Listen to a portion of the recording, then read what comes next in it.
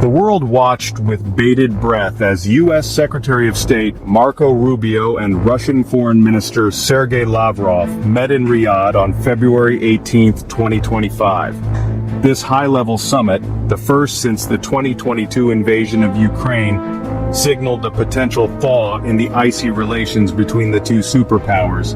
The meeting's primary objective was to explore avenues for restoring diplomatic ties and finding a resolution to the ongoing conflict in Ukraine, which has caused immense suffering. The air in Riyadh was thick with anticipation and a sense of cautious optimism. Both sides acknowledged the deep divisions that have characterized U.S.-Russia relations in recent years, understanding the complexity of the issues at hand.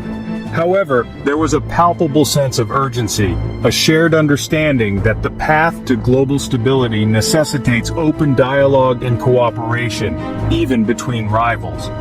Rubio and Lavrov, both seasoned diplomats, engaged in cordial exchanges, their body language suggesting a willingness to bridge the chasm of mistrust. While concrete outcomes remained elusive, the very fact that the meeting took place signaled a potential shift in the geopolitical landscape. The world waits to see if this fragile rapprochement will bear fruit, hoping for a positive change.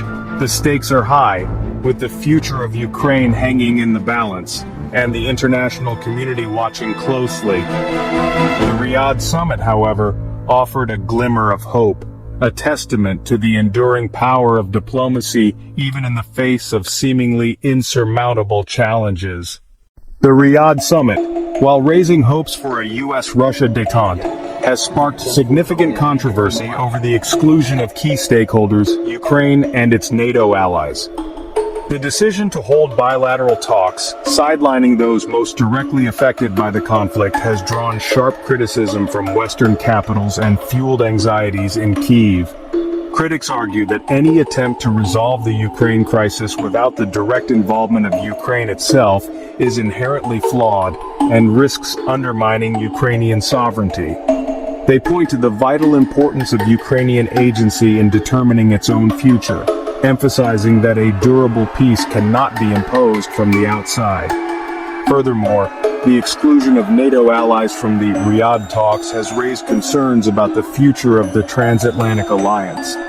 Some fear that the U.S., under the Trump administration, is prioritizing its own narrow interests over the collective security of its European partners.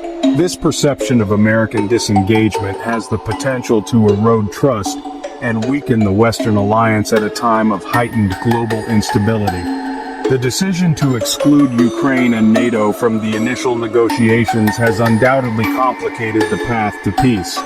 It remains to be seen whether this move reflects a genuine desire to find common ground, or a more transactional approach that prioritizes expediency over principle and long-term stability.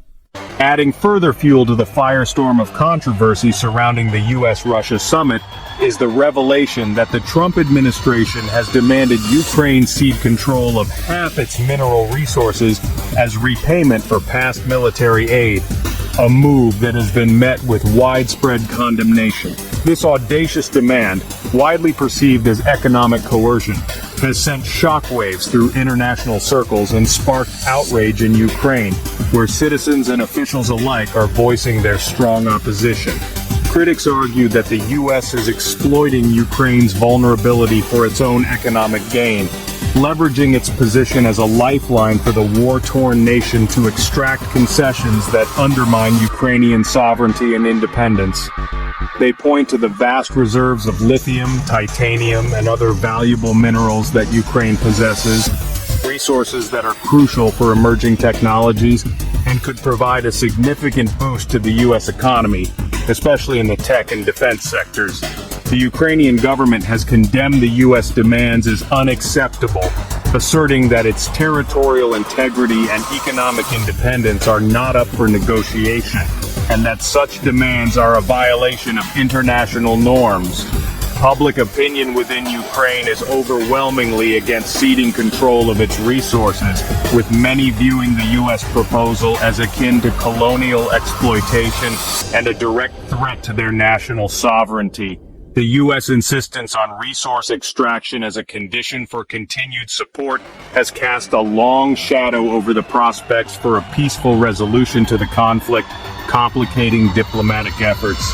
It risks exacerbating existing tensions and undermining international trust in U.S. motives, potentially leading to a further escalation of the situation.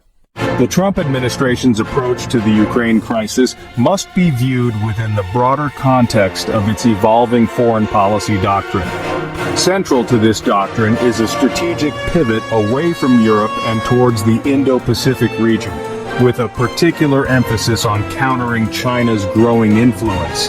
This shift in focus is driven by the belief that China, not Russia, represents the most significant long-term threat to U.S. global hegemony. As such, the administration is reallocating military resources and diplomatic capital accordingly, prioritizing the Asia-Pacific theater as the primary arena for U.S. strategic competition. This eastward pivot has profound implications for the transatlantic alliance.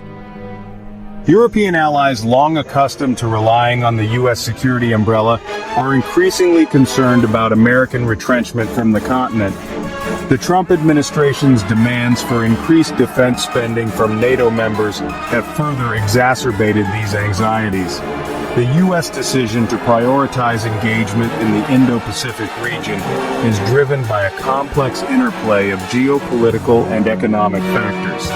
It remains to be seen whether this strategic recalibration will ultimately enhance U.S. national security or create new vulnerabilities in other parts of the world.